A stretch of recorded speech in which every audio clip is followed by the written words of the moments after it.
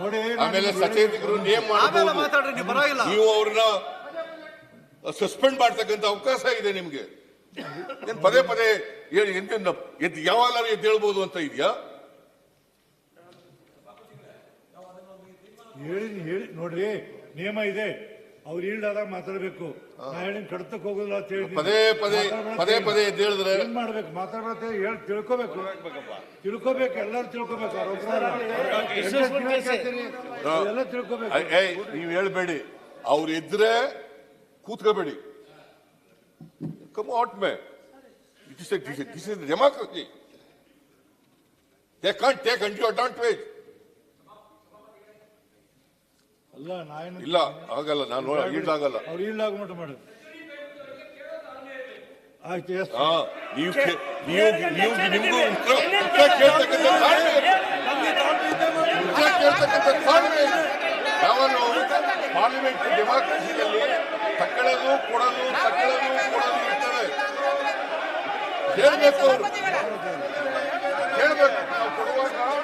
ನಾವು ಉತ್ತರ ಕೊಡುವಾಗ ಏನಾದರೂ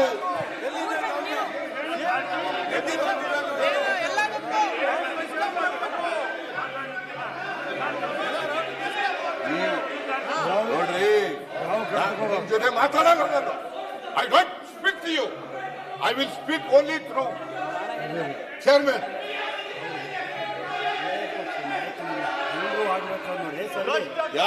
ಎಲ್ಲ ವಿರೋಧ ಪಕ್ಷ ನಾಯಕರಾಗಬೇಕು, ವಿರೋಧ ಪಕ್ಷ ನಾಯಕರಾಗಬೇಕು.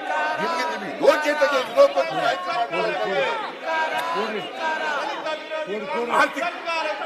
ಭೌತಿಕವಾಗಿ ದಿವಾಳಿಯಾಗಿದ್ದೀನಿ, ರಾಜಕೀಯವಾಗಿ ದಿವಾಳಿಯಾಗಿದ್ದೀನಿ. ನೋಡ್ರಿ, ಕೈ ಮಾಡ್ತೀರಲ್ಲ ನಾವು ಎದ್ದು ನಿಂತಾಗ. ನೋಡಿ, ಒಂದು ನಿಮಿಷ ನಾ 10 ಸಲ ಹೇಳಿದ್ದೀನಿ. ನಡೀರಿ, ನೀವು ಯಾಕೆ ಮಾತಾಡ್ತೀರಿ? ನಿಮ್ಗೆ ಯಾರು ಕೊಟ್ಟು ಅಧಿಕಾರ? ನೋಡಿ, ನಾ ಹೇಳಾಕತ್ತೀನಿ, ಒಂದು ನಿಮಿಷ ಕೇಳಿ. ನೀವು ಸುಮ್ಮ ಕೂತ್ಕೊಳ್ಳಿ. ಅವ್ರೇನು ಟ್ರೆಜರಿ ಬ್ಯಾಂಕ್ ಅವ್ರು ಮಾತಾಡ್ಬತ್ತಿಲ್ಲ.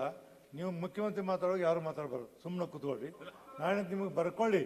ನಾನು ನಿಮ್ಗೆ ಕೊಡ್ತೀನಿ ಅಂತ ಹೇಳಿ ಎಲ್ಲ ಹೆಸರು ಯಾರ್ಯಾರು ಹೆಸರು ಬರೀತೀನಿ, ಎಲ್ಲರಿಗೂ ಕೊಡ್ತೀನಿ.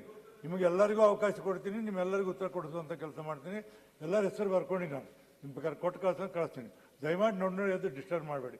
ಈಗ ಯಾರು ಮಾತಾಡೋದು ಬೇಡ. ಮುಖ್ಯಮಂತ್ರಿಗೆ ಮಾತು ಮುಗಿದ ನಂತರ ಮಾತಾಡಿ.